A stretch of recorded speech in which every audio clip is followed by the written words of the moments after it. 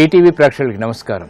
Triplex detergents of Subhamastu powered by as brand పప్పు నూనె కార్యక్రమంలో గ్రహఫల మంచంలో గ్రహాల యొక్క స్థితిగతులు, వాటి యొక్క శుభాశుభ ఫలితాల గురించి పరిశీలిద్దాం. అలాగే ఈరోజు 12 రాశుల వారికి ఏ సంఖ్యలు కలిసి వస్తాయి, రంగుల యొక్క ప్రాధాన్యత. ఈరోజు సోమవారం లేదా ఇందువారం, చంద్రుడి యొక్క పరిపాలన పూర్తిగా ఉంటుంది. అక్షయ తృతీయ విశేషమైనటువంటి రోజు కాబట్టి 12 రాశుల వారు కూడా వివిధ దేవతల్ని ఎటువంటి ప్రక్రియలతో పూజించాలి. అలాగే 12 రాశుల వారు ఈరోజు ముఖ్యంగా చేపట్టవలసినటువంటి కార్యక్రమాలు ఏమిటో కూడా పరిశీలిద్దాం. ముందుగా నేటి పంచాంగ వివరాలు. శ్రీ దుర్ముఖి నామ సంవత్సరం వైశాఖ మాసం, ఉత్తరాయణం, వసంత ఋతువు. ఈ రోజు వైశాఖ శుద్ధ తదియ, దీన్ని అక్షయ తృతీయ అంటాం. ఈ రోజు చేపట్టేటువంటి కార్యక్రమాలన్నీ కూడా విశేష ఫలితాలని కలిగిస్తాయి. ఈ రోజు మరో ప్రత్యేకత పరశురామ జయంతి, అలాగే సింహాచల చందనోత్సవం. మరో ప్రత్యేకత గురు వక్ర త్యాగం. ఈ రోజు ఇందువారం లేదా సోమవారం. ఈ రోజు చేపట్టేటువంటి ఆధ్యాత్మిక కార్యక్రమాలు, పుణ్య కార్యక్రమాలు, వస్త్రదానం విశేష ఫలితాలను కలిగిస్తుంది. ఈ రోజు నక్షత్రం మృగశిర నక్షత్రం. ఈ మృగశిర నక్షత్రంలో ఈ రోజు పుట్టేటువంటి వారికి ఏ పాదంలో పుట్టినప్పటికీ కూడా దోషం లేదు, శుభప్రదం. అలాగే ఈ రోజు మృగశిర నక్షత్రంలో పుట్టేటువంటి వారికి కుజ మహాదశతోటి ప్రారంభమవుతుంది. ఈ రోజు సోమవారం వైశాఖ శుద్ధ తదియ, అక్షయ తృతీయ. ఈ రోజు చేపట్టేటువంటి మంచి మంచి కార్యక్రమాలన్నీ కూడా విశేష ఫలితాలని కలిగిస్తాయి. ఈరోజు శ్రీ మహాలక్ష్మి యొక్క పూజలు చక్కటి అభివృద్ధిని, ఐశ్వర్యాన్ని కలిగిస్తాయి, ఆనందాన్ని కలిగిస్తాయి. వైశాఖ మాస శుక్ల తృతీయ అక్షయ తృతీయోచ్యతే అని శాస్త్ర ప్రవచనం. కృతయుగం అక్షయ తృతీయ నాడే ప్రారంభమైంది. అక్షయ తృతీయ నాడు నిర్వహించేటువంటి పూజలు, హోమాలు, దానాలు, పితృతర్పణాలు అక్షయ పుణ్య ఫలాన్ని అందిస్తాయి. వైశాఖ మాసం మాధవ మాసం. ఈ నెలలో పూర్ణిమకు ముందు వచ్చేటువంటి తదియను అక్షయ తృతీయగా వ్యవహరిస్తాం. ఖగోళ శాస్త్ర, జ్యోతిష శాస్త్రాలను అనుసరించి సూర్య చంద్రులు ఈ రోజున శక్తివంతమైనటువంటి స్థానాల్లో ఉంటారు. అక్షయ తృతీయ అంటే అపరిమితమైనటువంటి ఆనందాన్ని, ఐశ్వర్యాన్ని ప్రసాదించేటువంటి తృతీయ. ఈ రోజున ప్రత్యేకంగా శ్రీ మహాలక్ష్మీదేవిని ఆరాధించడం సంప్రదాయం. ఈ రోజున బంగారం కొని ఇంటికి తెచ్చుకుంటే ఏడాదంతా సిరి సంపదలతో వర్ధిల్లుతారని లోకంలో ఉన్నటువంటి నానుడి. అక్షయ తృతీయ ప్రస్తావన పురాణ కాలం నుంచి ఉంది. శ్రీ నారసింహుడు ప్రహ్లాదుణ్ణి అక్షయ తృతీయ నాడే అనుగ్రహించాడని పౌరాణికులు చెప్తారు. సింహాచల క్షేత్రంలో అక్షయ తృతీయ నాడు మాత్రమే వరాహ నృసింహస్వామి చందనం లేకుండా నిజ రూపంలో భక్తులకి దర్శనమిస్తాడు. ఈ పుణ్యదినాన దైవానికి పత్రమో, పుష్పమో, ఫలమో సమర్పించిన అక్షయమైనటువంటి అంటే విశేషమైనటువంటి సంపదలు చేకూరుతాయి. శుభమస్తు కార్యక్రమాన్ని వీక్షిస్తున్నటువంటి ప్రేక్షకులందరికీ కూడా శ్రీ మహాలక్ష్మి యొక్క అనుగ్రహం కలగాలని, ఆనందం, ఐశ్వర్యం వేగవంతంగా కలగాలని చెప్పి శ్రీ మహాలక్ష్మీదేవిని ప్రార్థిద్దాం. లక్ష్మీం క్షీరసముద్రరాజతనయాం శ్రీరంగధామేశ్వరీ దాసీభూత సమస్తదేవవనితాం లోకైకదీపాంకురాం శ్రీమన్మందకటాక్షలబ్ధ విభవద్బ్రహ్మేంద్ర గంగాధరాం త్వాం త్రైలోక్యకుటుంబినీం సరసిజాం వందే ముకుంద ప్రియా. ఇక ఈరోజు 12 రాశుల వారికి ఏర్పడేటువంటి శుభాశుభ ఫలితాన్ని పరిశీలిద్దాం. ముందుగా మేషరాశి. ఈరోజు మేషరాశి వారిని పరిశీలించినట్లయితే వేగవంతమైనటువంటి కార్యక్రమాలు వ్యాపారపరంగా కొనసాగించగలుగుతారు. ఆగిపోయినటువంటి పనులు తిరిగి ఊపందుకుంటాయి. కుటుంబ సఖ్యత పెరుగుతుంది. ఆరోగ్య విషయంలో ఏర్పడినటువంటి ప్రతికూలత తగ్గుతుంది. వ్యాపార వాణిజ్య విభేదాలు కూడా తగ్గుతాయి. ఆర్థిక సంబంధిత లావాదేవీలు పారిశ్రామిక రంగం వారికి అనుకూలిస్తాయి. చేపట్టేటువంటి కార్యక్రమాలు వ్యాపార రంగం వారికి ప్రోత్సాహాన్ని పెంచుతాయి. కుటుంబ సఖ్యతకి చేపట్టేటువంటి కార్యక్రమాలు మహిళలకు ఆనందాన్ని కలిగిస్తాయి. ఉద్యోగస్తులు శుభవార్తలు వింటారు. ఆధిక్యతతో, అధికారంతో కూడినటువంటి కార్యక్రమ నిర్వహణ ద్వారా రాజకీయ రంగం వారికి ప్రాధాన్యత పెరుగుతుంది. నూతన వస్తు కొనుగోలు వంటి గృహపరంగా ఆనందాన్ని కలిగిస్తాయి. స్థిరాస్తి రంగం వారికి మెరుగైనటువంటి మార్పులు వృత్తిపరంగా చోటు చేసుకుంటాయి. ఈ రోజు మీ అదృష్ట సంఖ్య 2. తెలుపు వర్ణం ప్రశాంతతని పెంచుతుంది. అక్షయ తృతీయ సందర్భంగా మేషరాశి వారు శ్రీ మహాగణపతిని పూజించి పాయసం నివేదన చేయడం ద్వారా ఆర్థిక విజయాలు సాధించగలుగుతారు. వ్యాపార ఒప్పందాలు ఈ రోజు మీకు అనుకూలం. ఈ రోజు వృషభ రాశి వారిని పరిశీలించినట్లయితే అలంకరణకి ప్రాధాన్యతనిస్తారు. ఆలోచన విధానంలో ఏర్పడినటువంటి పొరపాట్లు సవరించుకోలేకపోతారు. కార్యక్రమ నిర్వహణలో కార్యసిద్ధి తప్పనిసరి. ఆర్థిక సంబంధిత లావాదేవీల విషయంలో జాగ్రత్తతో కూడినటువంటి నిర్ణయాలు కూడా తప్పనిసరి. పారిశ్రామిక రంగం వారికి ఆర్థిక వ్యవహారాల్లో వేగవంతమైనటువంటి మార్పులు పొందలేకపోతారు. వ్యాపార రంగం వారికి జాగ్రత్తతో కూడినటువంటి నిర్ణయాలు వ్యాపారపరంగా తప్పనిసరి. విద్యార్థులు గట్టి కృషితో మాత్రమే రాణించగలుగుతారు. ఆర్థిక సంబంధిత లావాదేవీల విషయంలో మహిళలు జాగ్రత్తలు వహించాలి. నూతన కార్యక్రమాల్ని సాఫ్ట్వేర్ రంగం వారు ప్రారంభించినప్పటికీ ఆటంకాలతో కూడినటువంటి విజయాలు సిద్ధిస్తాయి. ఈ రోజు మీ అదృష్ట సంఖ్య 6. ఎరుపు వర్ణం ధైర్యాన్ని కలిగిస్తుంది. అక్షయ తృతీయ సందర్భంగా వృషభ రాశి వారు అంబికాదేవిని పూజించి చక్కెర పొంగల్ని నివేదన చేయడం ద్వారా ఉత్తమ ఫలితాలు గృహంలో చేకూరుతాయి. ఆనందకర వాతావరణం పొందగలుగుతారు. విదేశీ లావాదేవీలు, సంభాషణలు, ప్రక్రియలు ఈరోజు మీకు ఊరట కలిగిస్తాయి. ఈ రోజు మిథున రాశి వారిని పరిశీలించినట్లయితే ఆర్థిక వ్యయం పెరుగుతుంది. సంతోష వార్తలు వింటారు. చేపట్టేటువంటి కార్యక్రమాల్లో ప్రోత్సాహాన్ని పెంపొందింప చేసుకునేటువంటి అవకాశాలు దగ్గరవుతాయి. నూతన ఉత్సాహం అన్ని రంగాల వారికి కూడా ఆహ్వానించేటువంటి శక్తి సామర్థ్యాలు లభిస్తాయి. కార్యక్రమ నిర్వహణలో నైపుణ్యం పారిశ్రామిక రంగం వారికి పెరుగుతుంది. వ్యాపార రంగం వారికి ఆర్థిక బలం చేకూరుతుంది. రాజకీయ రంగం వారికి బలాన్ని పెంపొందింప చేసుకునేటువంటి సంఘటనలు ఆనందాన్ని కలిగిస్తే గృహ విషయాల్లో మహిళలకు ప్రాధాన్యత పెరుగుతుంది. స్వతంత్ర నిర్ణయాల ద్వారా విజయాలు సాధించగలుగుతారు.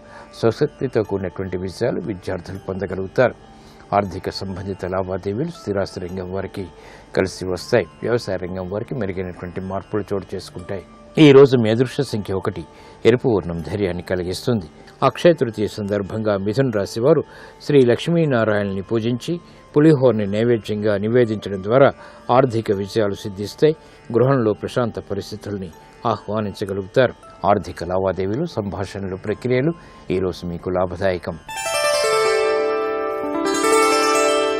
ఈ రోజు కర్కాటక రాశి వారిని పరిశీలించినట్లయితే మానసిక వేదనలు తగ్గుతాయి. చేపట్టేటువంటి కార్యక్రమాల్లో ఆర్థిక ప్రోత్సాహం లభిస్తుంది. అభివృద్ధికి చేపట్టేటువంటి కార్యక్రమాలు ఆశించినటువంటి ఫలితాలను కలిగిస్తాయి. ఉద్యోగ ప్రయత్నాలు ఫలిస్తాయి. ఉన్నతికి చేపట్టేటువంటి కార్యక్రమాలు ఉద్యోగపరంగా రాణిస్తాయి. ఆర్థిక సంబంధిత లావాదేవీలు పారిశ్రామిక రంగం వారికి బలాన్ని పెంచుతాయి. వ్యాపార రంగం వారికి కూడా మెరుగైనటువంటి మార్పులు వృత్తిలో చోటు చేసుకుంటాయి. స్త్రీలు శుభవార్తలు వింటారు. శ్రమతో కూడినటువంటి విషయాలు సాఫ్ట్వేర్ రంగం వారికి లభిస్తాయి. శారీరక రుగ్మతల నుంచి బయటికి రాగలుగుతారు. కార్మిక రంగం వారికి ప్రోత్సాహం లభిస్తుంది. మెరుగైనటువంటి మార్పులకే చేసేటువంటి ప్రయత్నాల్లో ఆశించినటువంటి ప్రయోజనాలు పొందగలుగుతారు. ఈ రోజు మీ అదృష్ట సంఖ్య 6. తెలుపు వర్ణం ప్రశాంతతను పెంచుతుంది. అక్షయ తృతీయ సందర్భంగా కర్కాటక రాశి వారు దుర్గాదేవిని పూజించి పరమాన్నాన్ని నైవేద్యంగా నివేదించడం ద్వారా ఆర్థిక విజయాలు వేగవంతమవుతాయి. ఆధ్యాత్మిక కార్యాలు, కార్యక్రమాలు ఈరోజు మీకు సంతృప్తిని కలిగిస్తాయి. ఈ రోజు సింహరాశి వారిని పరిశీలించినట్లయితే మానసిక వేదనలు తగ్గుతాయి. ఆత్మవిశ్వాసం పెరుగుతుంది. చేపట్టేటువంటి కార్యక్రమాలపై పట్టు బిగించగలుగుతారు. చిరు సమస్యలు ఆర్థికంగా ఉన్నప్పటికీ నెట్టుకు రాగలుగుతారు. వ్యవహారాల్లో ఏర్పడినటువంటి ప్రతికూలత తగ్గుతుంది. కార్మిక రంగం వారికి ప్రోత్సాహం లభిస్తుంది. ఆగిపోయినటువంటి పనులు తిరిగి ప్రారంభించేటువంటి శక్తి సామర్థ్యాలు లభిస్తాయి. నూతన కార్యక్రమాలు పారిశ్రామిక రంగం వారు ప్రారంభించగలుగుతారు. విశేష ప్రజ్ఞతో కూడినటువంటి కార్యక్రమాలని సాఫ్ట్వేర్ రంగం వారు ప్రదర్శించగలుగుతారు. నైపుణ్యం గుర్తింపబడుతుంది. ప్రతిభతో కూడినటువంటి కార్యక్రమాలు వైద్య వృత్తి వారికి లాభిస్తాయి. ఆశించినటువంటి ప్రయోజనాలు వ్యవసాయ రంగం వారికి కలిసి వస్తాయి. ఈ రోజు మీ అదృష్ట సంఖ్య 5. ఆకుపచ్చ వర్ణం రక్షణకి దోహదపడుతుంది. ఆహ్లాద పరిస్థితులను కలిగిస్తుంది. అక్షయ తృతీయ సందర్భంగా సింహరాశి వారు పరమేశ్వరుని పూజించి ఆవు పాలు, తేనె నైవేద్యంగా నివేదించడం ద్వారా క్లిష్ట సమస్యలకు పరిష్కారాలు పొందగలుగుతారు. విద్యా ప్రయత్నాలు ఈరోజు మీకు లాభదాయకం. ఈ రోజు కన్యారాశి వారిని పరిశీలించినట్లయితే ఆర్థిక సంబంధిత లావాదేవీల విషయంలో జాగ్రత్తలు వహించాలి. ప్రయాణాల విషయంలో కూడా జాగ్రత్తలు తప్పనిసరి. రాజకీయ వ్యవహారాల్లో పొరపాట్లు దొరికేటువంటి సంఘటనలు లేకపోలేదు. కార్యక్రమ నిర్వహణలో క్రమశిక్షణ తప్పనిసరి. ఆర్థిక సంబంధిత లావాదేవీల విషయంలో ప్రతికూల విస్మయాల్ని పారిశ్రామిక రంగం వారు పొందగలుగుతారు. పొరపాట్లు వెలుగులోకి వస్తాయి.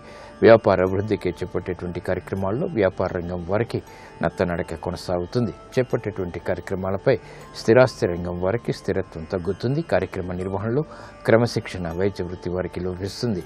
సాఫ్ట్వేర్ రంగం వారికి అవకతవకలు కొనసాగుతాయి.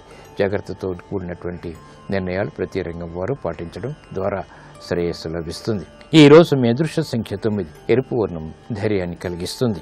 అక్షయ తృతీయ సందర్భంగా కన్యా రాశి వారు శ్రీ మహావిష్ణువుని ఆరాధించి పానకం వడపప్పు నైవేద్యంగా నివేదించడం ద్వారా అష్టమ రవి ద్వారా ఏర్పడేటువంటి ప్రతికూలత తగ్గుతుంది. విశేష కార్యక్రమాలని నిర్విఘ్నంగా కొనసాగించగలుగుతారు. ఆరోగ్య పరీక్షలు ఈరోజు మీకు మేలుని కలిగిస్తాయి.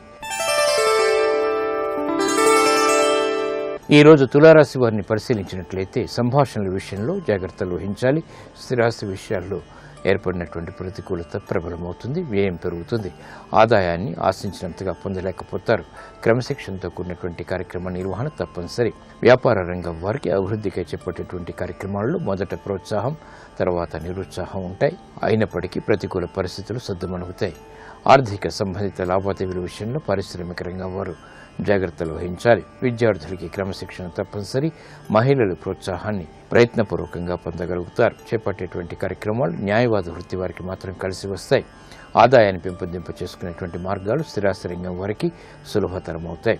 ఈ రోజు మీ అదృష్ట సంఖ్య 3. పసుపు వర్ణం త్వరితగతిని శుభాన్ని కలిగిస్తుంది. అక్షయ తృతీయ సందర్భంగా తులారాశి వారు శ్రీ లలితా త్రిపుర సుందరిని పూజించి పెరుగన్నాన్ని నైవేద్యంగా నివేదించడం ద్వారా ఏలినాటి శని ద్వారా ఏర్పడినటువంటి జాప్యాలు కనుమరుగవుతాయి. వేగవంతమైనటువంటి నిర్ణయాలు తద్వారా విజయాలు చేకూరుతాయి. వ్యాపార ఒప్పందాలు ఈరోజు మీకు అనుకూలం. ఈ రోజు వృశ్చిక రాశి వారిని పరిశీలించినట్లయితే బాధ్యతలు బాగా పెరుగుతాయి. అనువైనటువంటి మార్గాలు ఆదాయపరంగా పెరిగినప్పటికీ వ్యయం కూడా సమాంతరంగా ఉంటుంది. విదేశీ సంబంధిత లావాదేవీలు ప్రోత్సాహాన్ని కలిగిస్తాయి. శ్రమతో కూడినటువంటి విజయాలు పారిశ్రామిక రంగం వారికి ఏర్పడితే వ్యాపార రంగం వారికి బలాన్ని పెంపొందింప చేసుకునేటువంటి కార్యక్రమాల్లో ప్రోత్సాహం లభిస్తుంది. నూతన కార్యక్రమాలు గృహరీత్యా మహిళలు ప్రారంభించగలుగుతారు. ఆరోగ్య విషయంలో జాగ్రత్తలు పాటించాలి.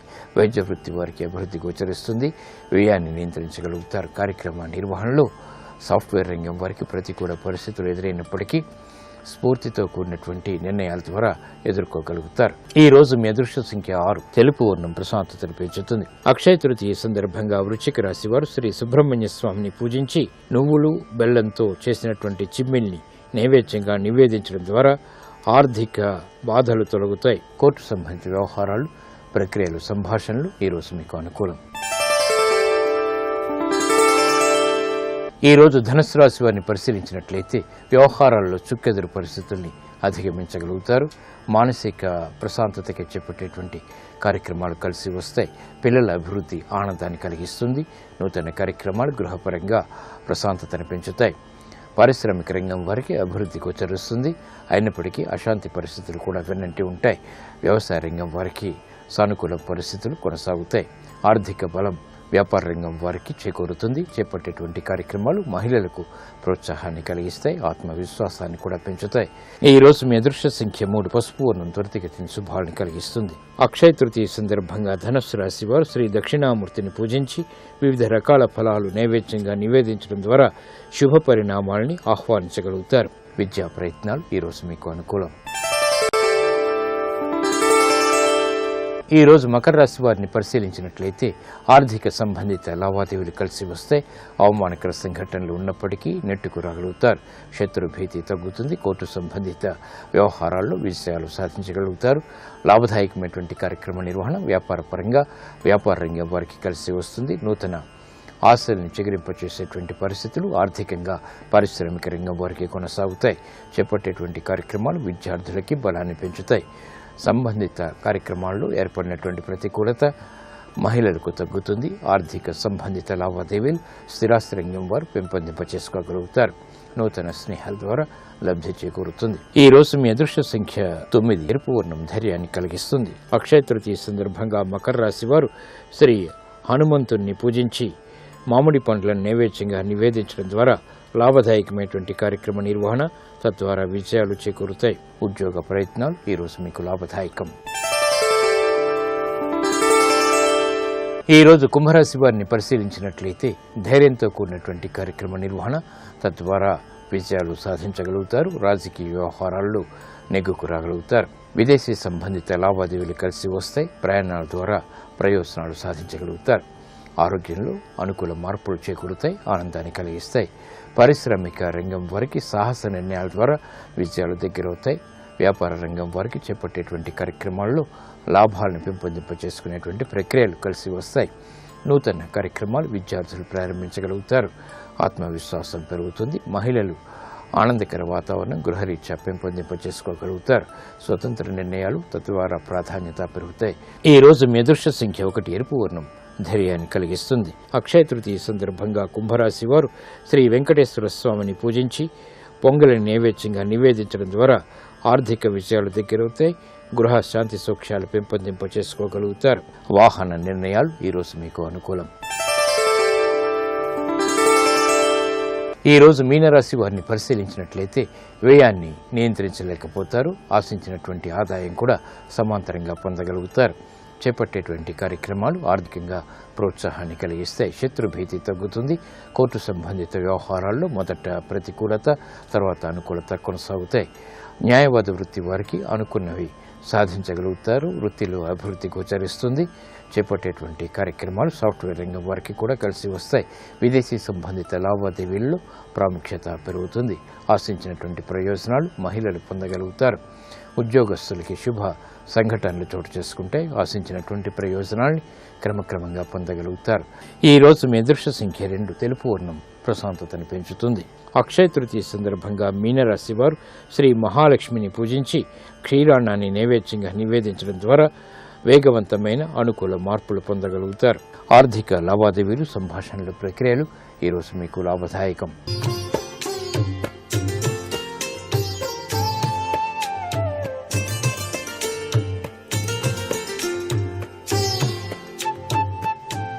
XXX detergent soap Subhamastu powered by as brand పప్పు నూనె కార్యక్రమంలో గృహబలం అంశానికి స్వాగతం. ఈరోజు చందనోత్సవం, సింహాచలంలోని వరాహస్వామి వారికి చందనోత్సవం జరిగేటువంటి శుభదినం. ఇంట్లో కూడాను మనం నరసింహస్వామి వారిని ఆరాధన చేసి చందనాన్ని అలంకరింపచేసి స్వామికి ప్రీతిపాత్రమైనటువంటి మామిడి పండ్ల రసం, వడపప్పు పానకం నైవేద్యంగా సమర్పించటం సర్వత్రా కూడాను గృహానికి శుభకరం. అక్షయ తృతీయ సందర్భంగా లక్ష్మీదేవిని ఉపాసించటం, నగలన్నింటినీ కూడాను లక్ష్మీదేవి దగ్గర ఉంచి ఇంటి ఇల్లాలు లక్ష్మీ కటాక్ష సిద్ధిని ప్రసరించజేయమని కోరుతూ ఆ నగలను ఆ చక్కని తల్లికి అలంకరింపచేసి తాను లక్ష్మీ ప్రసాదం తీసుకున్న చందంగా ఆ నగల్ని అలంకరించుకోవటం, ఇవన్నీ కూడా మన సాంప్రదాయ రీత్యా గృహ వాస్తురీత్యా కూడా పాటించవలసినటువంటి నియమాలే. ఎప్పుడూ కూడాను వాస్తుశాస్త్రరీత్యా పరిసరాల యొక్క ప్రభావం కూడా ఎక్కువగానే ఉంటుంది. ఇంటి పరిసరాల్లో వాస్తు ప్రతికూలమైనటువంటి విషయాలు ఉన్నాయా అని చెప్పేసి కూడా చూడాల్సి ఉంటుంది. వాస్తు అంటే కేవలం 4 గోడల మధ్య ఉన్న నిర్మాణ క్రమమే కాదు, పరిసరాల ప్రభావం కూడాను ఉంటుంది అనేటువంటి విషయాన్ని గమనించాలి. మీరు ఒక స్థలాన్ని కొనుగోలు చేసేటప్పుడు ఆ స్థలానికి ఎదురుగా వైద్యశాల ఉంది. ఆ వైద్యశాలలో నిత్యం కూడాను అనేక మంది రోగులు వస్తూనే ఉన్నారు. అలాగే మాంస దుకాణశాల, ఇవన్నీ కూడా పరిసరాల యొక్క ప్రభావాన్ని ప్రసరింపచేస్తాయి. అందుకనే గృహం చక్కగా ఆనందంగా దానిలో నివసించే వాళ్ళు కాలం గడపాలి అంటే పరిసరాల యొక్క ప్రభావం కూడా పరిశుభ్రంగా ఉండాలి, అనారోగ్య లక్షణాలు లేని విధంగా ఉండాలి. గృహాలంకరణకు అదృష్టానికి దర్పంగా ఉండటానికి ఏనుగు దంతాల్ని ఇంట్లో అమర్చుకునేటువంటి అలవాటు పరిపాటిగా ఉంది చాలామందికి. కానీ శల్యవాస్తు శాస్త్రరీత్యా ఇది తప్పు అనేటువంటి విషయం గుర్తుపెట్టుకోండి. తూర్పు వైపు ఉన్న ఇంటికంటే మీ ఇల్లు తప్పకుండా ఎత్తుగా ఉండనవసరం లేదు. ఎవరి ఇంటి యొక్క వాస్తు వారిదే. కాంపౌండ్ వాల్ కడతాం కదా, వాళ్ళ యొక్క ప్రభావం వాళ్ళదే, మీ యొక్క ప్రభావం మీదే. అందుచేత తూర్పు ఉత్తర దిక్కుల్లో ఆనుకుని ఉన్న ఇండ్ల నేల లెవెల్ కంటే మీ ఇంటి నేల లెవెల్ ఎత్తుగా ఉండాలి, అంతే చూసుకోవాల్సింది. ఎవరి యొక్క గృహబలం వారికే ఉంటుంది. వాళ్ళు ఆచరించేటువంటి సాంప్రదాయబద్ధమైనటువంటి ప్రభావ తత్వాలు ఆ ఇంటిని అదృష్టకరంగా మారుస్తాయి అని చెప్పేసి చెప్పవచ్చు. గృహకర్తరి దోషమున్నటువంటి ఇంట్లో నివసించేవారు ఎంతటి ధనవంతులైనా సరే క్రమంగా ధనహీనులయ్యేటువంటి అవకాశం ఉందని చెబుతోంది వాస్తుశాస్త్రం. తూర్పు ఉత్తరాల కంటే నేల లెవెల్ ఎత్తులో గృహ నిర్మాణం చేసుకోవటం వల్ల అనేక సత్ఫలితాలను, ధాన్యాభివృద్ధి, వంశాభివృద్ధి, కీర్తి ప్రతిష్టలు పొందవచ్చు అంటోంది వాస్తుశాస్త్రం. వాస్తుశాస్త్రానికి దైవ ప్రభావానికి చాలా గొప్ప సంబంధం ఉందండి. అందుకే రాత్రి పడుకోబోయేటప్పుడు తప్పనిసరిగా మీరు ఇష్టదైవానికి సంబంధించిన విభూది, షిర్డీ సాయిబాబా వారి దుని విభూది, లేకపోతే ఈశ్వరుని యొక్క విభూది అలా పెట్టుకొని నిద్రకు ఉపక్రమించేటప్పుడు శివనామం చేసుకొని నిద్రించండి. మీకు ఎందుకు నిద్ర రాదో తెలుస్తుంది, చక్కటి నిద్ర పడుతుంది. ఏంటోనండి అసలు నిద్రే పట్టట్లేదండి, మా ఇంట్లో ఏదో పెద్ద వాసుదోషం ఉందనుకుంటానండి, అస్సలు నిద్ర పట్టట్లేదు అని చెప్పేసి భావిస్తారు. లేనిపోని ఆలోచనలు చేయకుండా దైవ చింతన తత్పరతతో చక్కగా ఆ స్వామివారికి సంబంధించినటువంటి విభూది ధారణ చేసి నిద్రకు ఉపక్రమించండి. తలగడ ఎప్పుడూ కూడా దక్షిణాన పెట్టుకోవటం చాలా మంచిది. ఇంటి యజమాని దక్షిణ దిశలో పొద్దున్నే లేచినప్పుడు కుబేర స్థానమైనటువంటి ఉత్తర దిశగా నడక, ఉత్తరాన్ని చూస్తూ లేవాలి. ఆదిత్య హృదయం పఠనం ఎంత గొప్పది అసలు ఇంటి యజమానికి. సూర్యోపాసన, దాన్ని మించింది ఏదైనా ఉందా అసలు? ప్రత్యక్ష సాక్షిభూత దైవం. ప్రతి ఒక్క ఇంటి యజమాని సూర్యోపాసన చేయటం సర్వత్రా కూడాను శుభదాయకవంతమైన ప్రభావాన్ని కలిగింపజేస్తుంది అని చెప్పేసి గుర్తెరగాలి ప్రతి ఒక్కరూ కూడా. సూర్య జపం, సూర్యనారాయణ స్తోత్ర పఠనం ఇంట్లో చేయించినా మంచిదే, సత్ఫలితాల్ని ఇస్తాయి అని చెప్పేసి చెప్పవచ్చు. ప్రతి ఇల్లు కూడాను దైవ చింతనా తత్పరతతో కనుక నిండి ఉన్నట్లయితే ఆ ఇంట్లో తెలిసి తెలియకుండా ఉన్నటువంటి వాస్తు దోషాలు పటాపంచలు చేసుకోవడానికి ఆస్కారం ఎక్కువగా ఉంటుంది సుమా. ఇవన్నీ మన జీవన గమనంలో అంచనా వేసుకొని ముందడుగు వేస్తూ అదృష్టకరమైనటువంటి జీవితంలోకి మనం పయనించడానికి ఆస్కారాలు. మరికొన్ని ముఖ్య విషయాలు రేపటి శుభమస్తు కార్యక్రమంలో తెలుసుకుందామా? మరి సర్వే జనా సుఖినో భవంతు.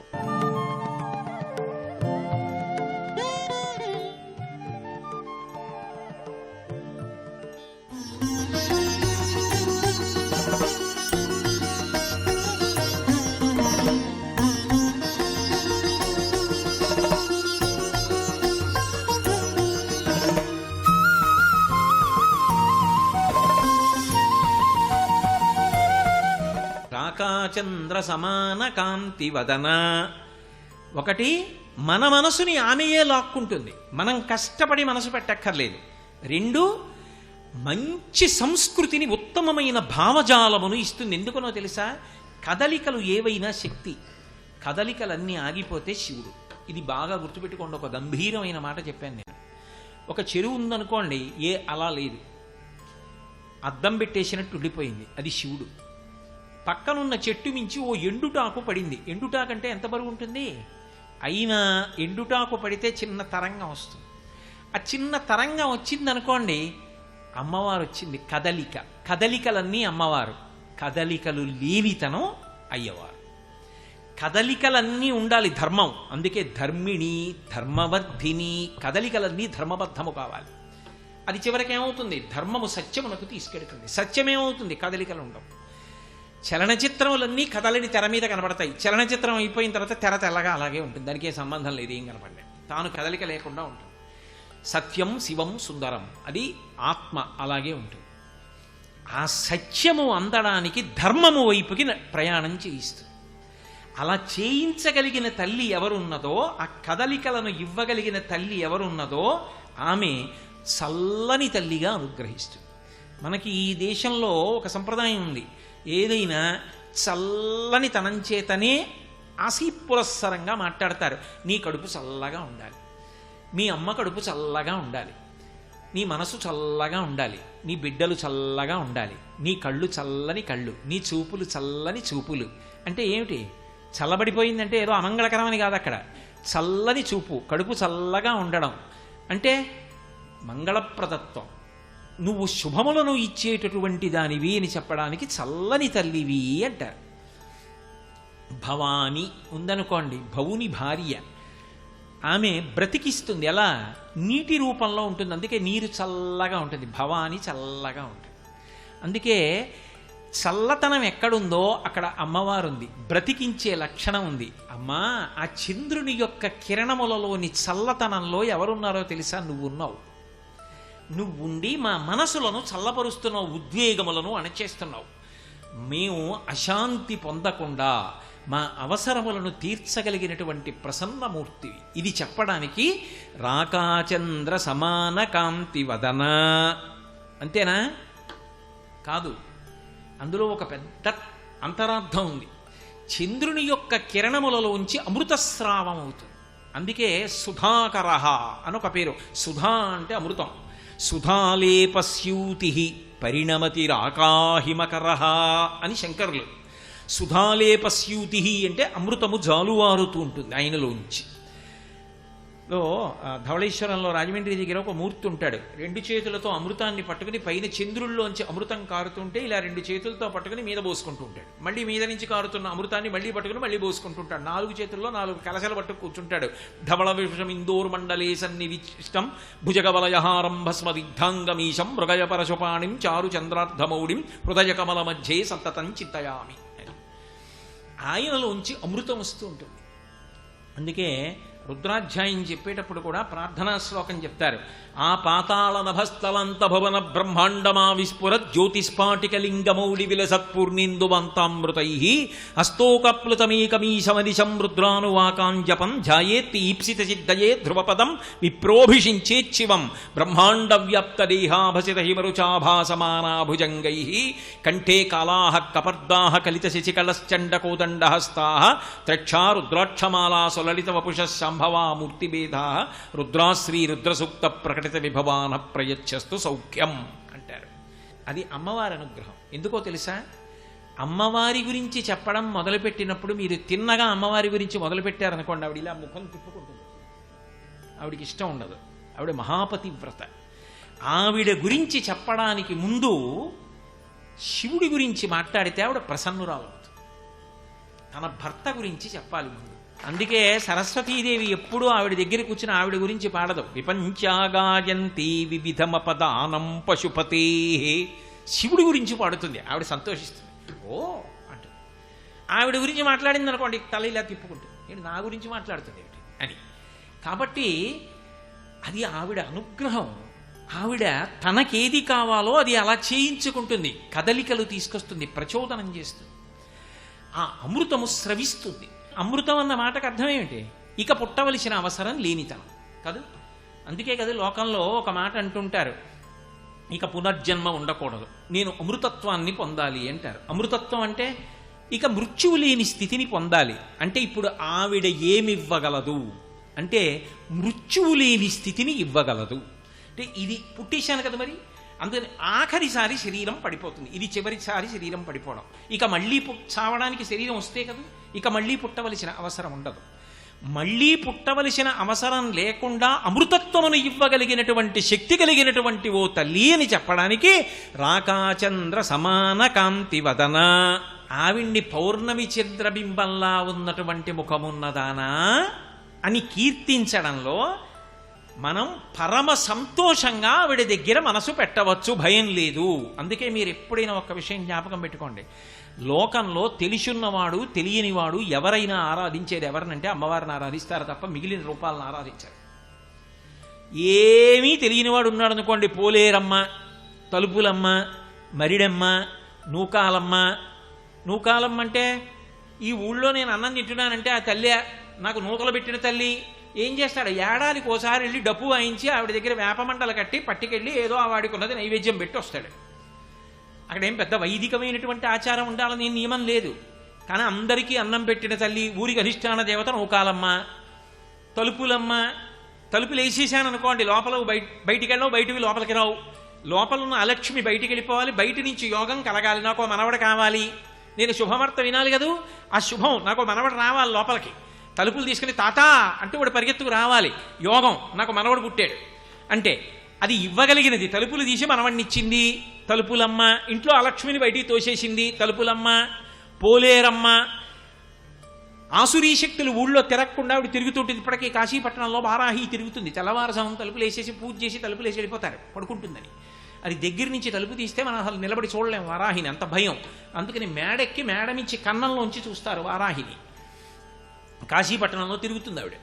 కాబట్టి వారాహి ఇలా ఆ తల్లి. పోలేరమ్మ, ఇంకో చోట మరిడమ్మ. నువ్వు అస్తమానం వెళ్ళక్కర్లేదు, ఒక్కసారి ఏడాదికి వెళ్ళి ఆవిడ దగ్గర నిలబడి ఇలా నమస్కారం చేస్తే మళ్ళీ మళ్ళీ ఇచ్చే తల్లి కాబట్టి మరిడమ్మ. అందరికన్నా ముందు ఆ ఊరు ఎవరు వచ్చారంటే ఆవిడ వచ్చింది. ఎవరో పొలం దగ్గర మొట్టమొదట ఓ ఊళ్ళో ఓ పెంకుటిల్లు కట్టుకున్నాడు. కట్టుకునే ముందు ఏం చేశాడంటే, ఎందుకైనా మంచిది ఒక్కడనే ఉండాలని భయం వేసి ఓ రాయి తీసుకొచ్చి అక్కడ పెట్టి దానికి కాస్త పసుపు రాసి కాస్త బొట్టెట్టి ఓ కొబ్బరికాయ కొట్టి అక్కడ పసుపు కుంకం వేసి, నాతో పాటుగా అమ్మ కూడా ఈ ఊరు వచ్చింది, ముందు ఆవిడే వచ్చింది, నేను వచ్చానన్నాడు. తర్వాత 10 గడపలు వచ్చాయి, 100 గడపలు వచ్చాయి, 1000 గడపలు వచ్చాయి. ఎవరు శుభలేఖ పెట్టినా అక్కడే పెట్టారు. పెద్దింటమ్మ, పేరంటాలమ్మ, ఆవిడే పెద్ద పేరంటం, ఆవిడే పెద్దమ్మ, ఆ ఊరికి వచ్చిన పెద్దమ్మ ఆవిడే. ఇప్పుడు మీరు చెప్పండి, చదువు రానివాడి దగ్గర నుంచి సామాన్యుడి దగ్గర నుంచి ఎవరిని ఆరాధన చేస్తున్నారు? ఆవిడ్నే. ఆ ఆరాధన కూడా అందరూ ఒకలా చేరి సాత్వికంగా చేసేవాళ్ళు ఉంటారు, రజోగుణంతో చేసేవాళ్ళు ఉంటారు, తమోగుణంతో చేసేవాళ్ళు ఉంటారు. ఎలా చేసినా ఆవిడ్నే. బాగా చదువుకున్నాడు అయినా చేసి తీరవలసింది సంధ్యావందనంలో గాయత్రినే. ఇంకా బాగా చదువుకున్నాడు కామాక్షిని. ఇంకా బాగా చదువుకున్నాడు ఏదో మంత్రాల రూపంలో ఉపాసన. ఏదైనా అందరూ తేలికగా పట్టుకోగలిగింది ఎవరిని? అమ్మని. అమ్మ దగ్గరికి వెళ్ళి కూర్చోవడం చాలా తేలిక, అయ్య దగ్గరికి వెళ్ళడం అంత తేలిక కాదు, కొంచెం భయం ఉంటుంది. అమ్మో నాన్నగారు అంటారు, అమ్మ అబ్బా అమ్మ నువ్వు ఎప్పుడు ఇలాగే అంటావులే అమ్మ అనేస్తారంటే, అమ్మ కోపం తాటాకు మంట. అమ్మ అని అంటుంది, ఏ అమ్మ పొద్దున్నే లేవ అవతల సమయం అయిపోతుంది, కళాశాలకి తొందరగా తెవలమని మొట్టికాయ కొడుతుందో ఆవిడే జడేసి నోట్లో అన్నం కూడా పెట్టి కళాశాలకి పంపిస్తుంది. అదే నాన్నగారు అయితే కుదరదు. అందుకనే అమ్మ అమ్మే. కాబట్టి రాకాచంద్ర సమాన కాంతి వదన, అందరూ ఆశ్రయించగలిగిన రూపం భగవతిగా అమ్మ నువ్వే. అంత ప్రసన్నమూర్తివి. ఇంత తత్వం చెప్పడానికి ఒక్క పాదం వేశారు మూకశంకర్లు. రాకాచంద్ర సమాన కాంతి వదన నాకాధిరాజస్తుత. ఆ తల్లి గొప్పతనం ఏమిటంటే యోగము క్షేమము రెండిటిని ఇస్తూ ఉంటుంది. అది ఆవిడ తత్వం. యోగము, నువ్వు ఏది లేదని అలమటిస్తున్నావో అది నీకు ఇవ్వగలిగిన తల్లి ఆవిడే. ఆవిడ వినా ఇంకొకరు ఉండరు. అందుకే యోగమును కల్పిస్తుంది. క్షేమము, ఉన్న వాటిని ఉంచుతుంది, తీసేసి బాధపడవలసిన అవసరాన్ని కల్పించదు. అందుకే యోగక్షేమములను ఇవ్వగలిగినటువంటి తల్లి. ఇది చెప్పడానికే లలితా సహస్రనామ స్తోత్రంలో ఒక నామం ఉంది, పులోమజార్చిత అని ఒక నామం. పులోమజ అంటే ఇంద్రుడి యొక్క భార్య శచీదేవి, పులోముని యొక్క కుమార్తె. ఆమె ఏం చేస్తూ ఉంటుంది? అర్చిత. పులోమజుని యొక్క కుమార్తె అయిన శచీదేవి అమ్మవారిని ఆరాధన చేస్తుంటుంది, నమస్కారం చేస్తుంది. ఆవిడికి నమస్కారం చేస్తే ఇంద్రుడు ఇంద్ర పదవిలో కూర్చోగలుగుతున్నాడు. అంటే భర్త ఐశ్వర్యం ఎవరి మీద ఆధారపడింది? ఆమె కామాక్షి పరదేవతకి ఒక నమస్కారం పెడుతోంది కాబట్టి భర్త ఇంద్ర పదవిలో నిలబడగలుగుతున్నాడు. అంటే ఇప్పుడు నాకు చెప్పండి, ఇంద్రుడు కూడా ఇంద్ర పదవిని ఎవరి వలన పొందుతున్నాడు? ఆవిడ వలననే. విశ్వామరేంద్ర పద విభ్రమదాన దక్షం ఆనందహేతుర్దికం రవిద్దిశోపి ఈశన్ నిశీతతు మయిక్షణ వీక్షణార్థ ఇందీవరోదర సహోదరమిందిరాయా అంటారు శంకర భగవత్పాదులు. మహేంద్రుడికి కూడా మహేంద్ర వైభవాన్ని ఇవ్వగలిగినటువంటి తల్లి ఎవరు అంటే ఆవిడే. ఎలా ఇస్తుంది? కేవలము అపాంగత్వే లబ్ధ్వా, కడగంటి చూపుతో కటాక్షము ద్వారా ఎవరికి ఏదైనా అనుగ్రహించేస్తుంది. అంత గొప్ప తల్లి కాబట్టి ఆమెనే ఇంద్రుడి చేత ప్రస్తుతింపబడుతుంది.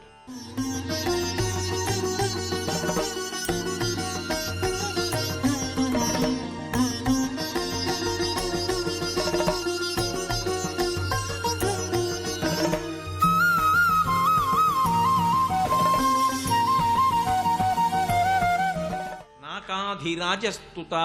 స్వర్గలోకాధిపతి అయిన ఇంద్రుడు ఆమెను కీర్తిస్తుంటాడు. ఇక్కడ కేవలం ఒక భోగము కొరకే అని మీరు అనుకోకూడదు. సరస్వతిగా కూడా ఆవిడే అనుగ్రహిస్తుంది, శక్తి స్వరూపిణిగా ఆవిడే అనుగ్రహిస్తుంది, ఐశ్వర్య స్వరూపిణిగా ఆవిడే అనుగ్రహిస్తుంది. మూకశంకరులు ఈ మాట ఎందుకు వాడారు అంటే కేనోపనిషత్తుని దృష్టిలో పెట్టుకుని వాడారు. అది జ్ఞానప్రసూనాంబ అని మనకి శ్రీకాళహస్తిలోనే జరిగింది ఆ కథ అంటారు పెద్దలు. కామకోటి పీఠాధిపత్యం వహించిన మహాపురుషులు చంద్రశేఖరేంద్ర సరస్వతీ స్వామి వారు కూడా శ్రీకాళహస్తిలో జరిగింది అని నిర్ధారించారు. ఒకప్పుడు ఇంద్రుడు దేవతలందరితో కలిసి రాక్షసుల మీద యుద్ధ ప్రకటన చేసి యుద్ధం చేసి గెలిచాడు అంటే శక్తి కదండి, శక్తి లేకుండా ఎలా గెలుస్తాడు? కాబట్టి గెలిచాడు, శక్తి స్వరూపంగా అనుగ్రహించింది. ఆయన తిరిగి వచ్చాడు. ఇప్పుడు ఇంద్ర పదవి నిలబడింది, లక్ష్మీ కటాక్షం కలిగింది. వచ్చి అందరూ దేవతలు ఒక అరణ్య ప్రాంగణంలో కూర్చొని సంతోషంగా విజయోత్సవం చేసుకుంటున్నారు. అక్కడ అకస్మాత్తుగా ఒక యక్షిణీ రూపంలో ఒక పెద్ద రూపం నిలబడింది. నిలబడితే ఇంద్రుడు అన్నాడు, ఎవర్రా అలా వచ్చి నిలబడ్డారో వెళ్ళి కనుక్కురాని అగ్నిని పంపించాడు. అగ్నికి భట్టారకా శబ్దం ఉంది, పూజనీయుడు. అగ్ని వెళ్ళి కస్త్వం ఎవరు నువ్వు అని అడిగాడు. ఆవిడంది నువ్వెవరంది. అగ్నిని అన్నాడు. ఏం చేస్తావు అంది. కాల్చేస్తాను. ఇది గడ్డి పరకని కాల్చాను. ఓ ఎండిపోయిన తృణాన్ని చూపించింది. కాల్చలేకపోయాడు, సిగ్గుపడి వెనక్కి వెళ్ళిపోయాడు. ఇంద్రుడికి చెప్పాడు, వాయువుని వెళ్ళమన్నాడు. నువ్వెవరు అంది. నేను వాయువుని. ఏం చేస్తావు? ఏదైనా ఎగరగొట్టేస్తానన్నాడు. ఆ గడ్డి పరకని ఎగరగొట్టలేకపోయాడు, వెనక్కి వెళ్ళిపోయాడు. ఇంద్రుడు వెంటనే ఆలోచించాడు, మరి విజయోత్సవం మనం చేసుకుంటున్నాం, అసలు ఈ విజయోత్సవం చేసుకోవడానికి కావలసిన శక్తినిచ్చింది ఎవరు? ఆవిడే. ఇది మరిచిపోయాం. ఆవిడికి నమస్కారం చేయడం నిజమైన విజయోత్సవం అని అమ్మ దగ్గరికి వచ్చి స్తోత్రం చేశాడు. ఆవిడ జ్ఞానప్రసూనాంబగా సాక్షాత్కరించి ఉపనిషత్ చెప్పితే జ్ఞానప్రసూనాంబ ఇప్పుడు సరస్వతీ కటాక్షం ఇచ్చింది. నాకాధిరాజస్తుత. ఇంద్రుడికి ఐశ్వర్యాన్ని, శక్తిని, సరస్వతీ కటాక్షాన్ని మూడిటిని ఇచ్చినటువంటి రూపంగా నిలబడినది ఆ తల్లియే. అందుకే శంకరాచార్యుల వారు కనకధార చేస్తూ గీర్దేవతేతి గరుడధ్వజ సుందరీతి శాకంభరీతి శశిశేఖర వల్లభేతి సృష్టిస్థితి ప్రళయకైలుషి సంస్థితాయై తస్మై నమస్త్రిభువనైక గురోస్తరుణ్యై అంటారు. ఆ ఒక్క తల్లే లక్ష్మీ అష్టోత్తరం చేస్తే చెప్పట్లా? నవదుర్గాం మహాకాళీం బ్రహ్మ విష్ణు శివాత్మికాం అని చెప్పట్లేదు? నవదుర్గలు ఆవిడే. లక్ష్మీదేవి ఒకటి, నవదుర్గలు ఒకటినేమిటి? అన్నీ ఆవిడే. శ్రీ అన్న గౌరినాబరగు చెల్వగు చిత్తము పల్లవింప భద్రాయితమూర్తి అయి హరిహరంబగు రూపము దాల్చి శివరూపాయ విష్ణురూపాయ అని పల్కెడు వైదికాధ్యాయిత ఇచ్చమిచ్చు పరతత్వము కొల్చద నిష్టసిద్ధికిన్ అంటాడు తిక్కన గారు మహాభారతం చేస్తూ. అలా శ్రీ అన్న గౌరినాబరగు, లక్ష్మి ఒకటి, గౌరు ఒకటి కాదు, ఇద్దరు ఒకటే. కాబట్టి శంకర భగవత్పాదులు కూడా గీర్దేవతేతి గరుడధ్వజ సుందరీతి శాకంభరీతి శశిశేఖర వల్లభేతి అంటారు. ఆమెయే లక్ష్మి, ఆమెయే పార్వతి, ఆమెయే సరస్వతి. మరి మూడు చెప్పి శంకరాచార్యుల వారు మళ్ళీ శాకంభరీతి ఎందుకు చెప్పారు అంటే అక్కడ వృద్ధ బ్రాహ్మణికి అన్నం లేదు, అమ్మ ముందు అన్నం పెట్టు, అందుకని శాకంభరీతి. కాబట్టి ఆ తల్లి ఒకప్పుడు ఇంద్రుడిని 3 రూపాల్లో అనుగ్రహించింది. అందుకని నాకాధిరాజస్తుత. మహేంద్రుడి చేత కూడా ప్రస్తుతింపబడేటటువంటి లక్షణము కలిగినటువంటి ఓ తల్లి, నిన్ను నేను ఏమని ప్రస్తుతించను? నాకు మాటలు సరిపోతాయా? నువ్వు అనుగ్రహిస్తే నేను మాట్లాడగలను తప్ప నువ్వు అనుగ్రహించని నాడు మాట్లాడడం కుదురుతుందా? మాట అన్నది శక్తి పరాపశ్యంతి మధ్యమా వైఖరి ఆవిడ రూపాలు. మాట రావాలంటే ఆవిడ అనుగ్రహం ఉండాలి. అంటే ఇప్పుడు మాట్లాడాలంటే ఎవరు మాట్లాడాలి? నేను కాదు, ఆవిడ మాట్లాడాలి. ఆవిడ మాట్లాడితేనే మాట్లాడతారు. అందుకని ఒకనాడు ఇంద్రుణ్ణి అనుగ్రహించావు, ఇంద్ర పదవినిచ్చావు, సరస్వతీ కటాక్షం ఇచ్చావు, శక్తినిచ్చావు, ఇచ్చి నిలబెట్టావు. అటువంటి తల్లివి నువ్వు. కాబట్టి నాగాధిరాజస్తుత. మూకానామపి కుర్వతి సురధుని నీకాశ వాగ్వైభవం. అద్భుతమైన పాదం వేశారు మూకశంకర్. ఎందుకని అంటే అమ్మా, మాటలు రాని మూగవాడికి కూడా ఆకాశము నుండి పడుతున్నటువంటి గంగా ప్రవాహం ఎలా ఉంటుందో అటువంటి వాగ్వైభవం ఇవ్వగలిగినటువంటి తల్లి. గంగ భూమి మీద వెళుతోందనుకోండి, చాలా అందం. కానీ గంగ ఆకాశంలోంచి పడుతోందనుకోండి, శివుడు ఒకడే పట్టాలి.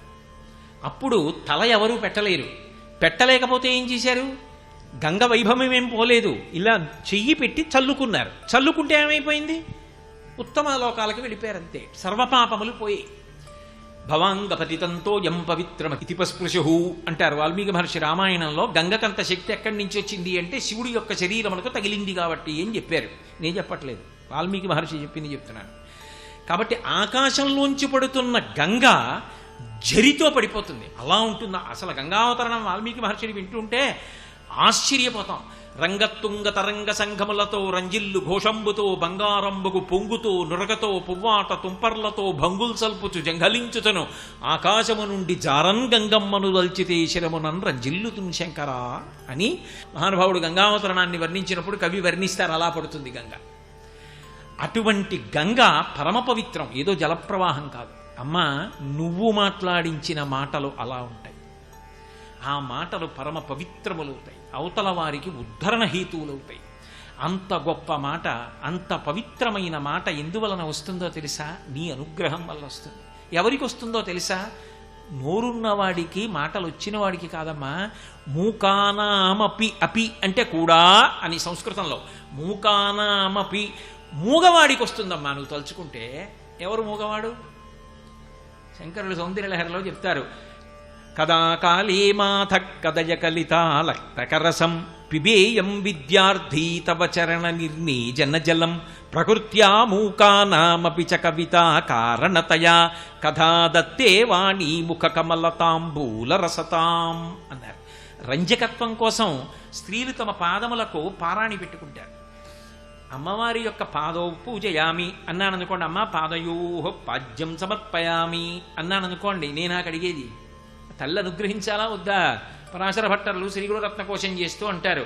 ఏకంజంచడతి క్షమం మమ పరంచ ఆకుంచ పాదాంబుజం మధ్యే విష్టర పుండరీకమభయం విన్యస్య హస్తాంబుజం త్వాం పశ్యేమ నిషేదుషీం ప్రతికళం కారుణ్య కులంకష స్వారాపంగతరంగమంబ మధురం ముగ్ధం ముఖం బిభ్రతీం అంటారు.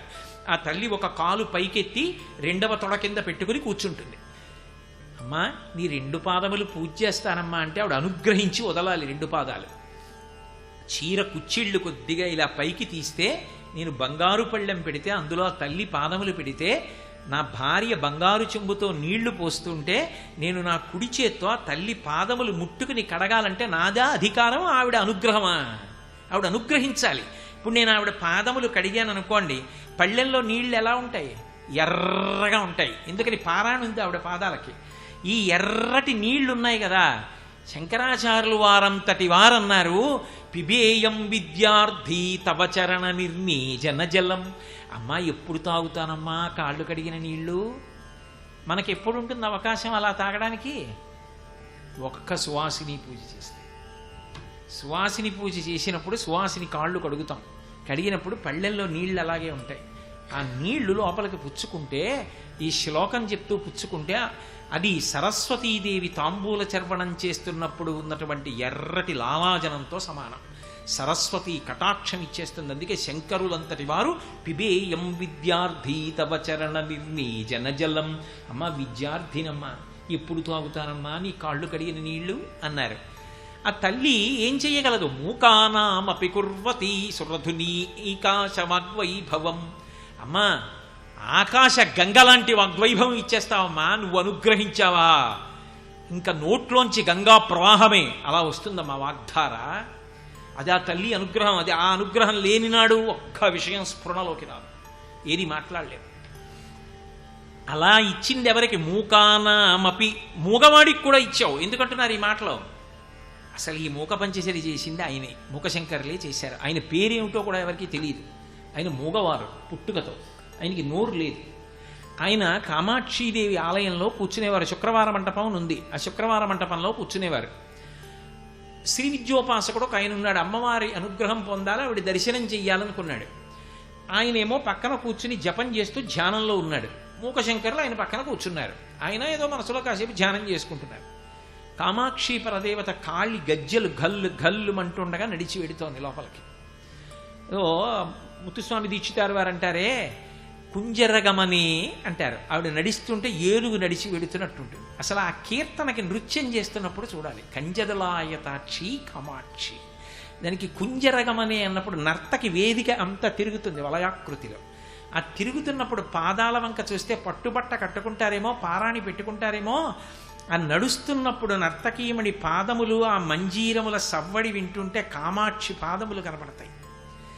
అలా ఆ తల్లి కుంజరగమని ఏనుగు నడిచినట్టు నడుస్తూ వెళ్ళిపోతోంది. వెళ్ళిపోతూ ఇలా వెళ్ళిపోతోంది ఆవిడ. వీళ్ళిద్దరూ ఇలా కూర్చుని ఉన్నారు. వెళుతూ కటాక్షం కదూ, ఆవిడ ఇలా చూడదు. ఆవిడ ఇలా ఉండి ఇలా చూసి, ఓ నన్ను ధ్యానం చేస్తున్నాడే అనుకుంది. ఆవిడ అనుగ్రహం ఆయన బహిర్ముఖుడయ్యాడు. శ్రీ విద్యోపాసకుడు గొప్ప శక్తిని ఇవ్వాలనుకుంది. అమ్మవారు ఎప్పుడైనా హద్దులేని శక్తి, ఇక దానికి చెప్పడం ఎవరికి సాధ్యం కాదు. దీనికి ఫలితం చెప్పడానికి ఇంకా శంకరాచార్యుల వారు కూడా సాహసం చేయలేరు. అమ్మవారికి ఇచ్చేటటువంటి తాంబూలం అంత శక్తివంతం. ఆ తాంబూలం ఆవిడ నవ్వులుతూ ఉంటుంది. తాంబూల చర్వణం చేస్తూ ఉంటే దశ దిశల సువాసనలు వ్యాపిస్తాయిట. ఆవిడ అనుగ్రహించాలనుకుంటే తాంబూలపు పిడచ పెడుతుంది నోట్లో. ఆవిడ తాంబూలపు పిడచ తీసి పట్టుకుని ఇలా అంది. ఆ శ్రీ విద్యోపాసకుడు ఛీ ఆడదాని ఎంగిలి అన్నాడు. పక్కన మూగవారు ఉన్నారు. ఈయన అమాయకత్వంతో ఆతృతతో అన్నారు. ఆవిడ నవ్వి నోట్లో పెట్టింది తాంబూలపు పిడచ. ఆవిడ నోట్లో తాంబూలపు పిడచ పెట్టగానే ఆయన ఇలా చూశాడు పైకి. ఆవిడ ఇలా చూస్తోంది, కటాక్షం కడగంట చూస్తోంది. ఆవిడ కంటి చివరి నుంచి చూస్తున్న చూపు మీద 100 శ్లోకాలు చెప్పాడు. కటాక్ష శతకం. సర్వం శ్రీ ఉమామహేశ్వర పరబ్రహ్మార్పణమస్తు.